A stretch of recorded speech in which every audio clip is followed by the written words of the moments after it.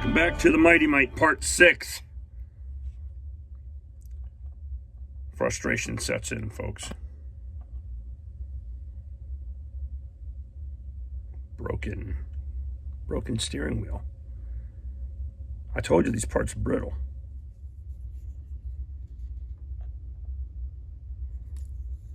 I love this style tweezers. This particular set's made in India, but that spring-loaded deal, it's nice to have an extra set of hands. All right. And I think we got our size. Let that dude sit there. That toothpick isn't working too well.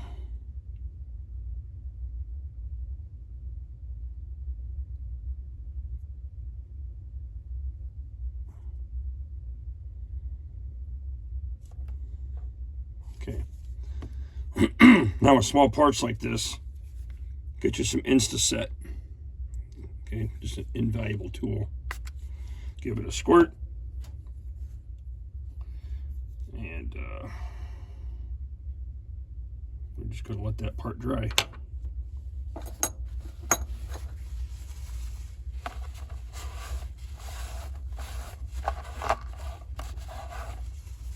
And we'll let that dry for a minute, and then I'll put another dose of super glue on it, but I think that's gonna get us to where we want to go. Humma, humma, humma.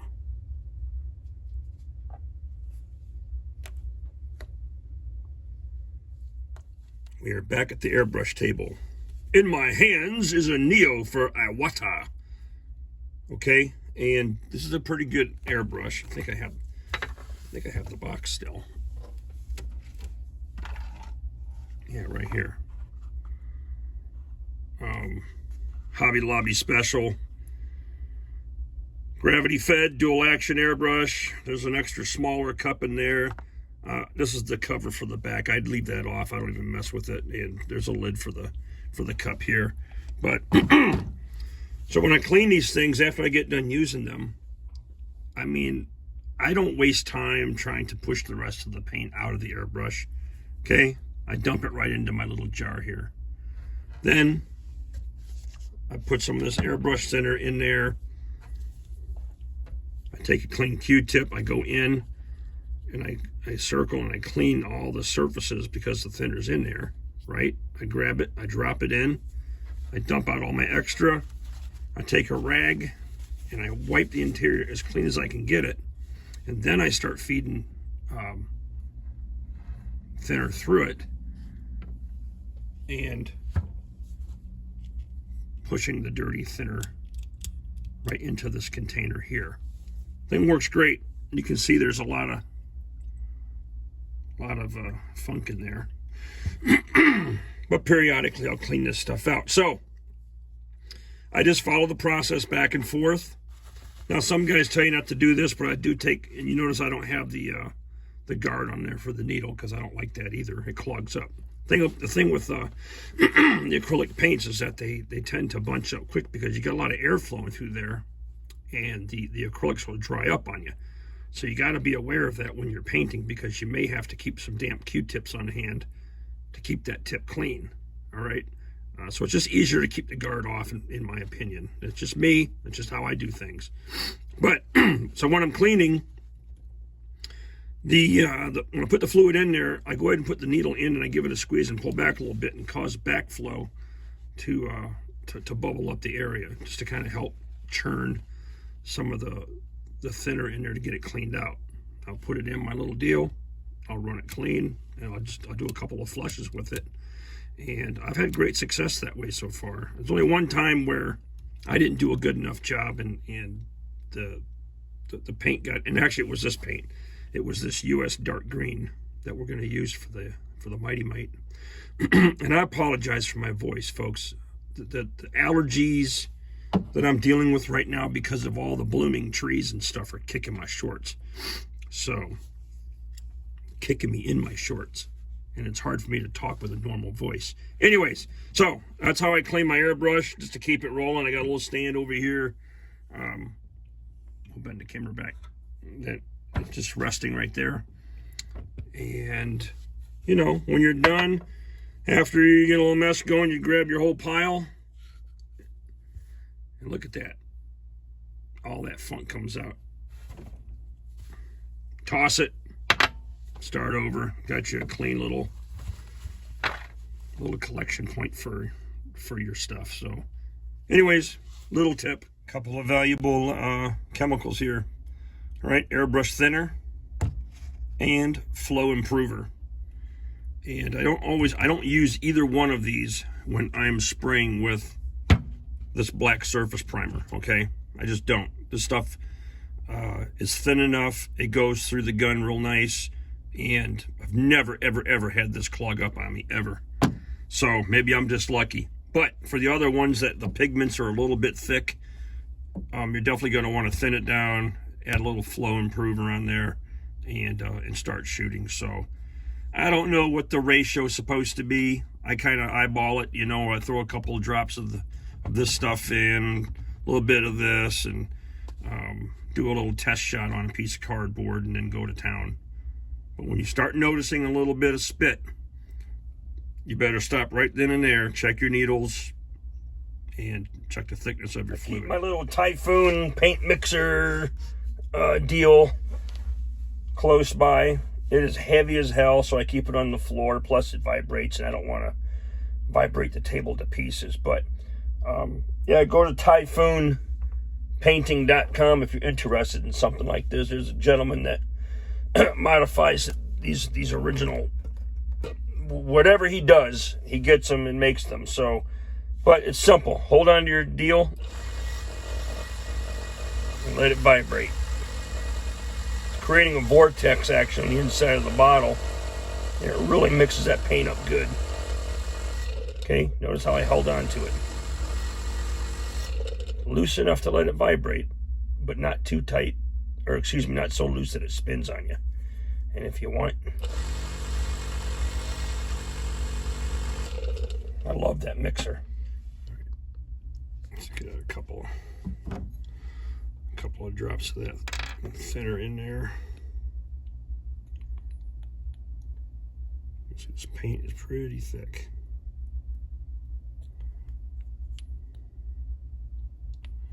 It's really thick. Can you see that? Okay. Add a little flow improver in there.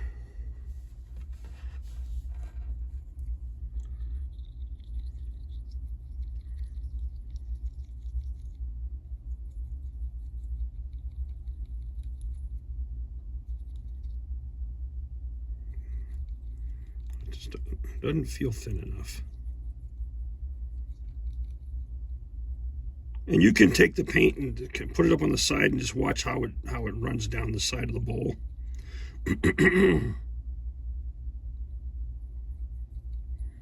See, that just doesn't feel.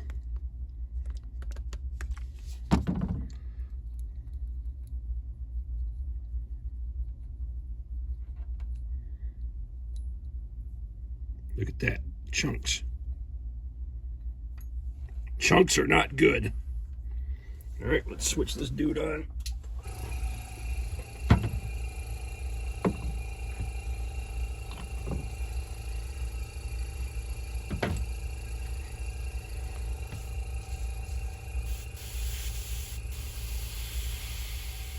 doesn't look too bad.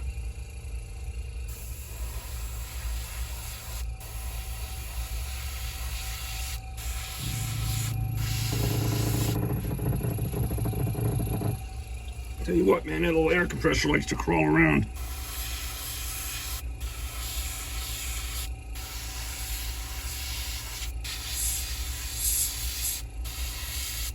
Now, since we used the black, we got, it gave us a little pre-shadow, which is always nice. Definitely got to get the,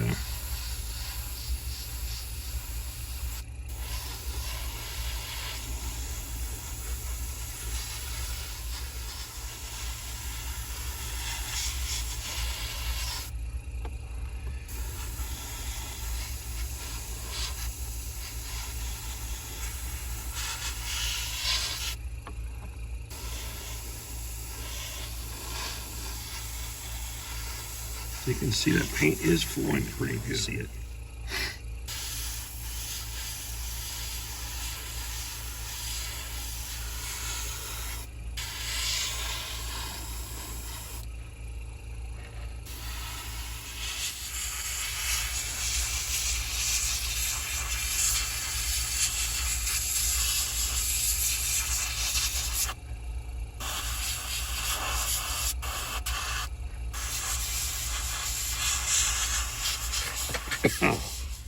All right, so we got us a coat of paint on the main body here. Almost matches my shirt. Oh, by the way, freaking armpit of Army installations. In my never to be humble opinion, but I served in Fort Polk, Louisiana back when they were still the 5th Infantry Division. And I got there right after Desert Storm. We shut down the 3rd Armored Division out of Germany.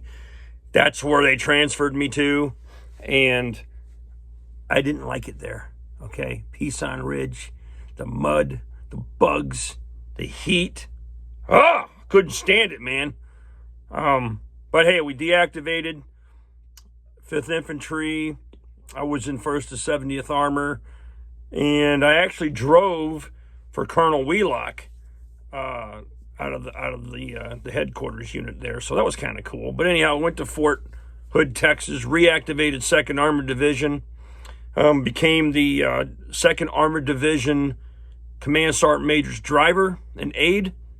Did that for, a couple years, and then I ETS'd Echo Tango suitcase in 94. So, little brief history. All right. So anyhow, we're good. Now, we want to speed this process up a little bit. Just go steal your mother's hand dryer or your wife's.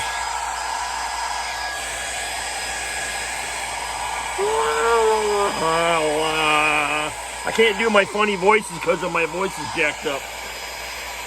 Hair dryer is your friend when it comes to acrylic paint. Just don't overdo it. Don't melt nothing. But get you some nice warm air moving. Especially if you want to speed up the process of working on it.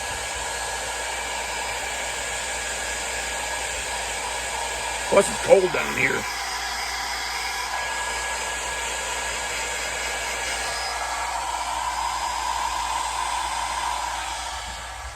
All right. Let's talk secret weapon. Okay. Wheels are done. And just like road wheels on the tank, this would be a good side to test it on. Painting road wheels and rims like this are a pain if you want to get a nice crisp edge around the rim, between the rim and the tire. So I like to use panel line accent color. All right.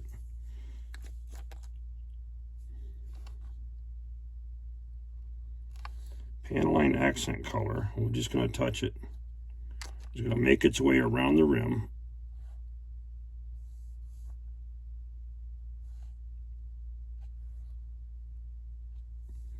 And it's going to take out some of that fuzz we're dealing with in there, okay?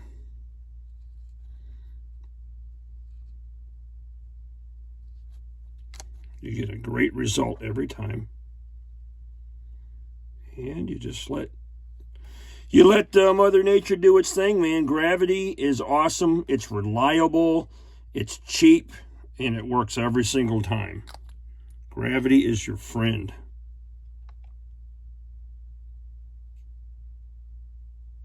Because we already painted the tires, or painted everything with primer black.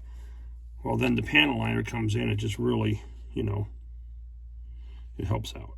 That's all I got to say about that. All right. Secret weapon.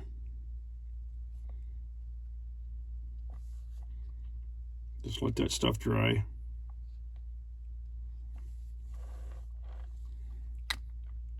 if you got a lazy restoration guy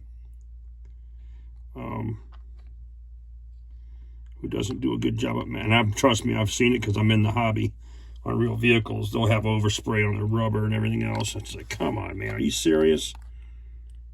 All right, while we're at it, we probably wouldn't hurt to add a little detail, shadows inside the rim.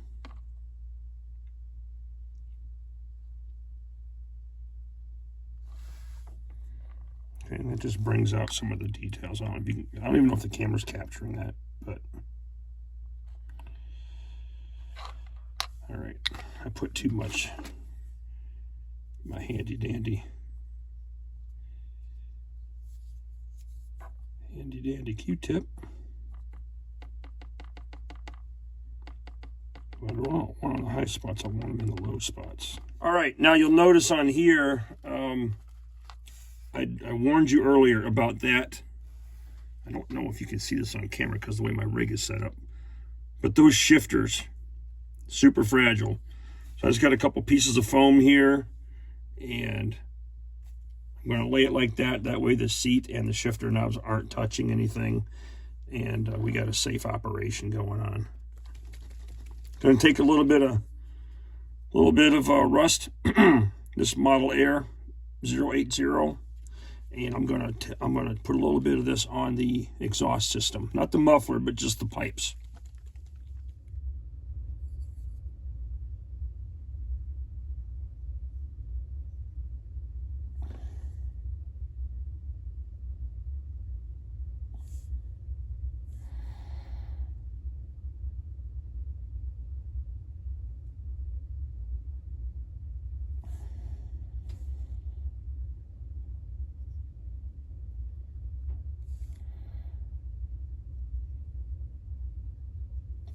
Certainly no rush.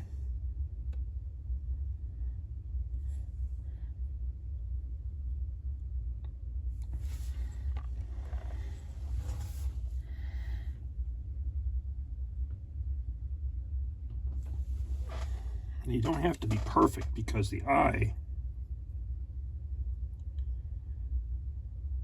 you'd be surprised what your eye fills in when you're painting things. Just like with words and misspelled words, you have the ability to fill in the voids. I want to make sure we don't lose sight of what I'm doing here in the camera. But, you know, it's the indication of what you're trying to do. You're like, oh, okay, that looks cool. We got a little rust in there. And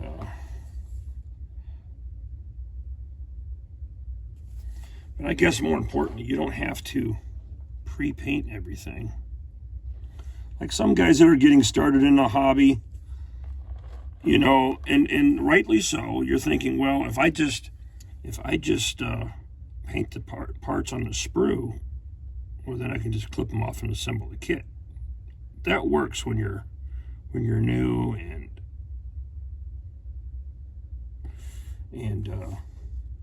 you're trying to come up with a good product because you don't know tools, tactics, and techniques yet. Now, I love these acrylic paints. There's some other ones I want to try, but I'm primarily a Vallejo guy. But as they dry, they really conform and shrink up, and you know, just sort of, you know, they don't build up like some of the others do. All right, now I'm not going to paint the end of this pipe because we're putting the fording kit on, so I'm going to have to clean that off anyways. But yeah, looks pretty good. Let that dry. We'll come in here with a little bit of, in fact, we could do that now. Hang on a minute. Get out my little magic in a jar.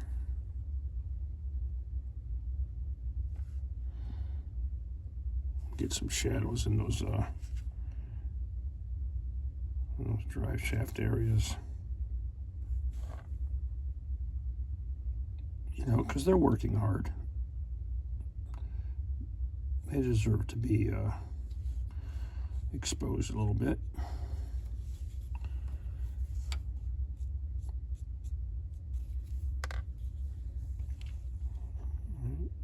It's a little bit of shadow work, that's all it is. Unless you're going to pick this up and handle it and everything else.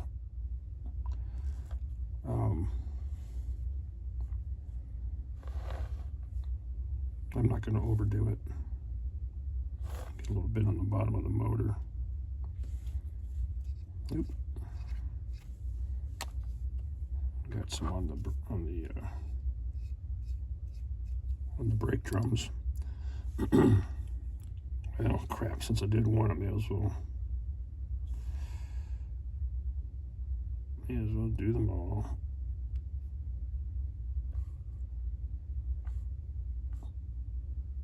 Again, gravity is doing its thing. All right, adds a little bit of life.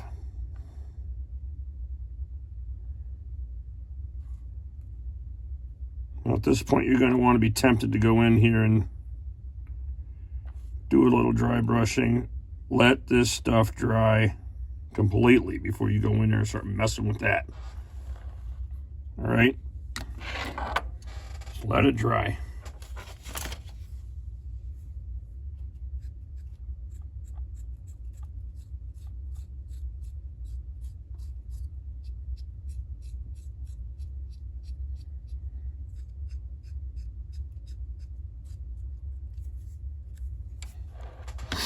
A little bit of depth,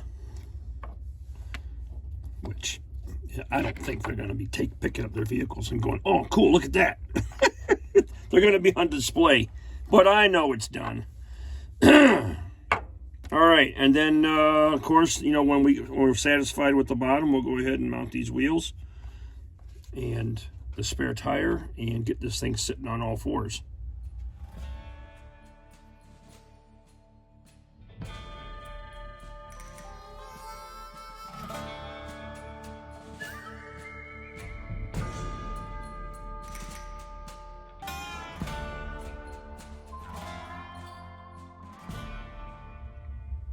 What is this, part 6? Part 6. Little paint, little accent color, little rust,